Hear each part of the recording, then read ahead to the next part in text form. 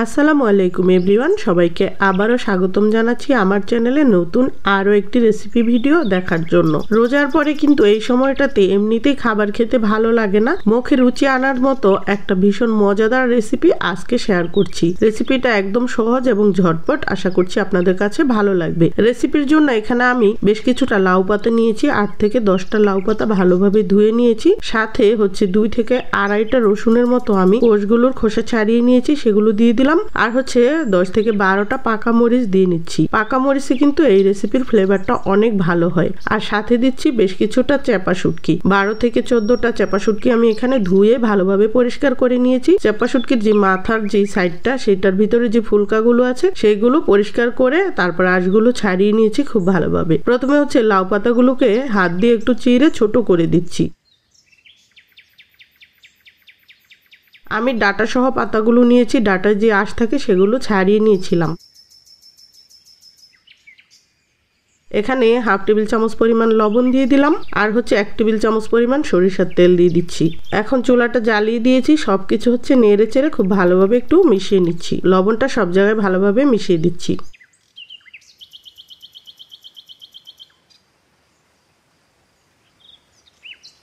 এ পর্যায়ে ঢাকনা দিয়ে ঢেকে মিডিয়াম আঁচে 5 থেকে 6 মিনিট রান্না করলাম। দেখুন সবকিছু কিন্তু ভালো মতো সিদ্ধ হয়ে গিয়েছে। মাঝখানে কিন্তু আমি ঢাকনা উঠিয়ে আরো একবার নেড়ে দিয়েছিলাম, এরকম একটু পোড়া পোড়া টাইপের হবে। এ পর্যায়ে একটা সাইড করে নিলাম কড়াইয়ের ভিতরে। তারপর আরো 1 টেবিল চামচ পরিমাণ সরিষার তেল দিয়ে দিলাম।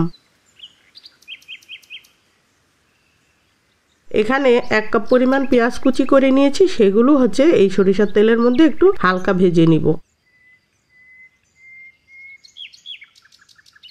2 থেকে 3 মিনিটের মতো ভেজে এটার যে কাঁচা স্মেলটা আছে, কোনো ধরনের কাঁচা গন্ধ যেন না থাকে, ওই পর্যন্ত ভাজবো। আর পেঁয়াজের ভিতরে যে এক্সট্রা পানি থাকে সেটা যেন শুকিয়ে যায়, তাহলে কিন্তু রেসিপিটা বেশি মজা হবে। ঠিক এরকম হবে, একটু লালচে লালচে পেঁয়াজটা। এ পর্যায়ে চুলাটা বন্ধ করে দিলাম। এখন শিলনোড়াতে সেই যে শুটকি আর লাউ পাতার যে মিশ্রণ আছে, সমস্ত মশলা আমি একসাথে নিয়ে নিচ্ছি। এখন বেটে নিব।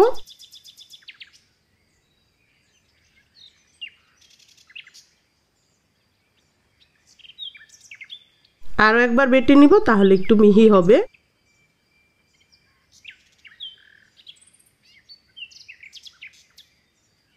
লাল মরিচের পরিবর্তে আপনারা চাইলে কাঁচা মরিচ ব্যবহার করতে পারেন, সেই ক্ষেত্রে কিন্তু রেসিপিটা একদম সবুজ হবে। আর আমি যেহেতু পাকা মরিচ ব্যবহার করেছি, সেজন্য কোনো শুকনা মরিচ ব্যবহার করব না এই রেসিপিতে।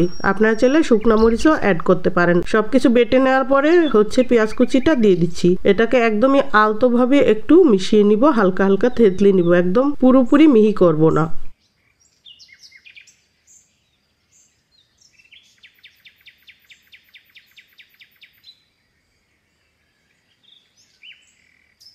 এভাবে পেঁয়াজটা ভেজে দিলে কিন্তু এই রেসিপিটা তৈরি করে বেশ 2 দিন পর্যন্ত রেখে খাওয়া যাবে, নরমাল ফ্রিজে নষ্ট হবে না।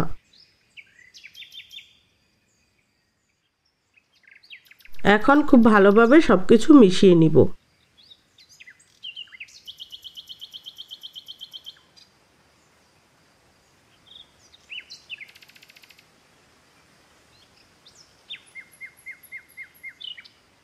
সব শেষে আরো 1/2 টেবিল চামচ পরিমাণ সরিষার তেল অ্যাড করে দিচ্ছি, তাহলে টেস্টটা আরো ভালো হবে।